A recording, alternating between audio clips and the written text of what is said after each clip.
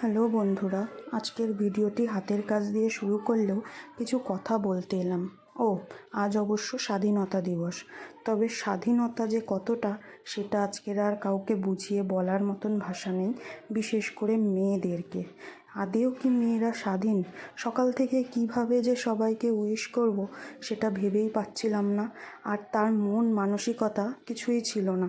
তবে এতদিন চুপ করে থেকে তাই কিছু কথা তোমাদের সঙ্গে শেয়ার করতে এলাম। এই স্বাধীনতা দিবসে কি আদেও কেউ স্বাধীন হতে পেরেছি? বিশেষ করে আমরা মেয়েরা কোনো না কোনো কারণে আমাদের স্বাধীনতাগুলো তো কোনো কালেই ছিল না। আজ পুরাণ কথা থেকে আজ পর্যন্ত এই কলিযুগেও কোনো দিন আমাদের স্বাধীনতা ছিল না। বিশেষ করে এখন তো সেটা আরও জোর গলায় বলা যায় যে আমরা কখনো স্বাধীন হইনি। তাহলে কি এইভাবে একটা মেয়ের প্রাণ চলে যেত?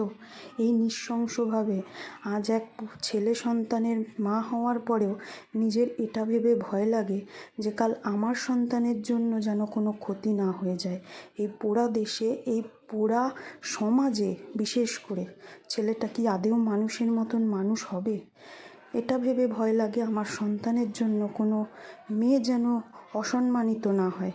তাই সব সময় বলি, আগেও বলেছি, এখনও বলছি, একটা মেয়েকে সাবধান করার আগে একটা ছেলেকে সাবধান করুন।